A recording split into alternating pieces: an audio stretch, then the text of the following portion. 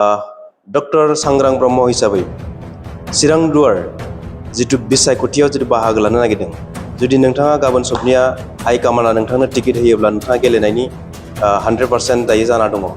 जुदिहाय नोंथांनो हाइकमान्डआ टिकेटनि जितु बेबस्थाखौ माबा मोनसे कारनाव जुदि फैयासै नोंथांनि मुङा, अब्ला नोंथाङा बे समाव मा खालामनो सानो? लंकायाव थाङोबा राबन जायो।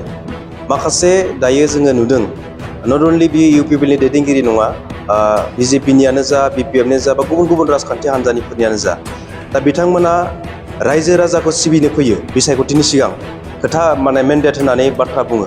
नाथाय बिसायख'थियाव देरहाखांनायनि उनाव, सासनाव फैखांनायनि उनाव, सासे प्रतिनिधि जाखांनायनि उनाव रायजो राजाफोरखौ गोजानाव दोननानै माखासे खामानि मावनायखौ नुयो। दा बेबायदि डक्टर सांग्रां ब्रह्मआ जागोन नामा?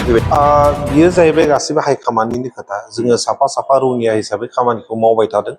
दा बेवहाय होआ होननानै बुङोबाबो आं जेबो खालामनो हाया। दा होयोबाबो आं बेखौ मावनांगोन। दा खोथाया बेनोखि जोङो रायजो राजाफोरखौ सिबिबाय थादों आरो इउपिपिएल दोलोआ ओरैबायदि दोलो जेनाखि आफादगिरिनो प्रेसिडेन्टनो जेनेरेल राइटखौ होदों, सासे जेनेरेल मेम्बारनोबो बे राइटखौ होदों। दा बिनि थाखायनो टिकेटखौबो बयबो बिनो हायो, लुबैनोबो हायो, नाथाय टिकेट बिनानै दावराव दावसि रावबो खालामनो नाङा। बे मोनसे डिसिप्लिनजों जोंनि हान्जाया सोलियो।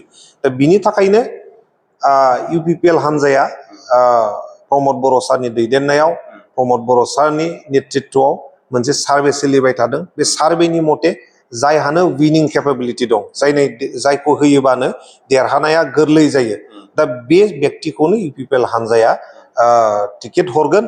आरो जोङो जायखौखि हरा मानो, आंनो होयोबा आं, सोरबा सासेनो होयोबा सोरनोबा, बेखौ देरहाहरनायनि जोङो खामानिखौ मावगोन। लंकायाव थांबा राबन जायो होनना बुंदों, खिन्थु आं लंकायावनो थांखाया। लंकाया मा बिलाय? लंकायाथ' श्रीलंकायावसो आं थांखाया। लंकाया राबन जानायनि खोथायानो फैया। लंकायावनो थाङा नालाय राबना बोरै जानो? आं लंकायावनो थांखाया, लंकायाव थांनो दरखारबो गैया। दा खोथाथे खोथा, दा इलेक्सन जोबनाय लोगो लोगो दा जोंखौबो बुंनो नागिरोखि दासो इलेक्सन खाथियाव माने एफाबो मावबाय बायदों, थारमाने टिकेटनि थाखाय, इलेक्सननि थाखायसो फैदों होननानै अनेक खोथा बुङो।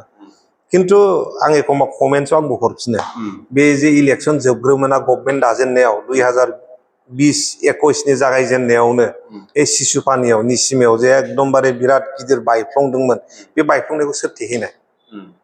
बै समावथ' इलेक्सन गैथ'लामोन। देरहानाय लोगो लोगो आरामसे जोङो गभर्नमेन्टनि फैजेनबाय, गोदान गभर्नमेन्ट जाजेनबाय, इन्जय खालामनानै थानो हायोमोन, नङा होमबा? खिन्थु जोंथ' थांनानै थेहैदों, बे गभर्नमेन्टआनो थेहैदों। हाथा हामा थांनानै एकदम दै बारस'नानै आं निजे थांनानै प्रमद बर' सारनि थिनहरनायाव जोङो बिथांमोनखौ नायसनहैदों। नङाबाथ' जों उन्दुना थाथ'नो हायोमोन ना, आरामसे उनाव जाबाय थागोन, इलेक्सन खाथियाव उनाव थांसै होननानै। जोंनि नेचारा बिदि नङा। इलेक्सन खाथिबाल' जों रायजो राजाफोरनाव थांनाय बे नङा, जोंनि आखुथायानो नङा, जोंनि नेचारानो नङा। जोङो एनि टाइम जेब्लायबो रायजो राजाफोरनि थाखाय जोङो एभेलेबेल, आरो रायजो राजाफोरजोंनो थानानै जों देरबोनाय। बिनि थाखायनो लंका राबन बेफोरो जाहैबाय मोनसे मानसिफोरनि मोनसे साननानै लानाय। लंकायावनो थाङा जोङो, राबनबो जाहैया, लंकायाव थांनांगौनि दरखारबो गैया।